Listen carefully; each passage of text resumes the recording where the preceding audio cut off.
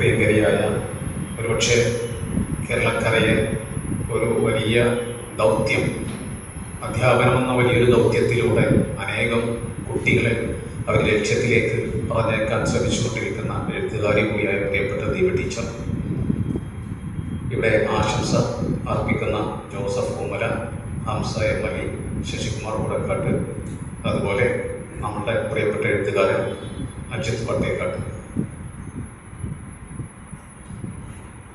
വളരെ മനോഹരമായ ഒരു സായാഹ്നത്തിൽ ഞാൻ ഏറ്റവും ഇഷ്ടപ്പെടുന്ന, ഏറ്റവും സ്നേഹിക്കുന്ന ഒരു കുടുംബം പോലെ കാണുന്ന ആളുകൾക്കിടയിൽ ഇങ്ങനെ വന്നു നിൽക്കാൻ കഴിയുക എന്നുള്ളത് വളരെ അനുഗ്രഹമായിട്ടാണ് ഞാൻ കാണുന്നത്.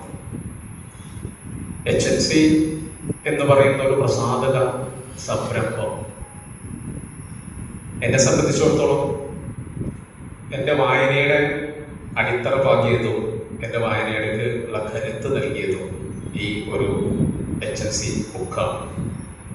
അതിൻ്റെ ആദ്യകാല കുന്നംകുളത്തെ സംരംഭത്തിൽ നിന്നും പുറത്തു വന്ന കൊച്ചു കൊച്ചു പുസ്തകങ്ങൾ, ഭീമമായ പുസ്തകങ്ങൾ വാങ്ങിക്കാൻ പണമില്ലാത്തൊരു കാലഘട്ടത്തിൽ, അല്ലെങ്കിൽ അത്തരം പുസ്തകങ്ങൾ നമുക്ക് ലഭ്യമാകാത്ത ഒരു കാലഘട്ടത്തിൽ 2 രൂപ, 3 രൂപ, 5 രൂപക്ക് സംഗ്രഹീതങ്ങളായ ലോക സാഹിത്യങ്ങൾ വരെയുള്ള കൃതികൾ നമ്മളുടെ കയ്യിലേക്ക് എത്തിച്ച് മലയാളക്കരയെ ആദ്യം പറഞ്ഞത് എന്നോട് ഇതൊന്ന് പരിചയപ്പെടുത്തി തരണമെന്നാണ്. സത്യമായ പുസ്തകം വായിച്ചു കഴിഞ്ഞപ്പോൾ എനിക്ക് തോന്നി ഇതിൻ്റെ ഒരു പരിചയപ്പെടുത്തലിൻ്റെ ആവശ്യമില്ല എന്ന് തോന്നി.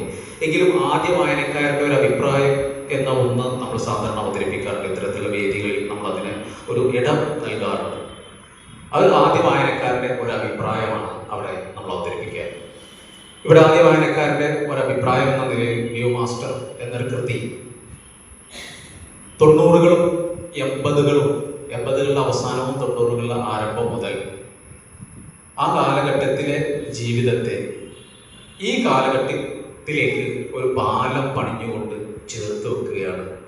ആ 90കളുടെ അല്ലെങ്കിൽ 80 കാലഘട്ടത്തിലെ ജനിച്ച് വളർന്ന ആളുകൾക്കായിരിക്കും എനിക്ക് തോന്നുന്നത്.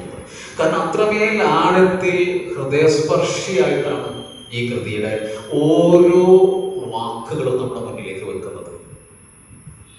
നമ്മളെപ്പോഴും ഗൃഹാതുരത്വം, കാരണം ഒന്നുകിൽ നാളെയുടെ ഭീതി അല്ലെങ്കിൽ ഇന്നലെയുടെ ഗൃഹാതുരത്വം, ഈ രണ്ടിലോട് അധികം മനുഷ്യന് ജീവിക്കുന്നത്. ഇന്ന് ഇപ്പോൾ എന്ന് പറയുന്ന ആ ഒരു ഘട്ടത്തിൽ ജീവിക്കുന്നത്. അതിൽ നമ്മൾ ഏറ്റവും കൂടുതൽ ഇഷ്ടപ്പെടുന്നത് ഗൃഹാതുരത്വം, കഴിഞ്ഞുപോയ കാലഘട്ടത്തിന്റെ ഓർമ്മകൾ.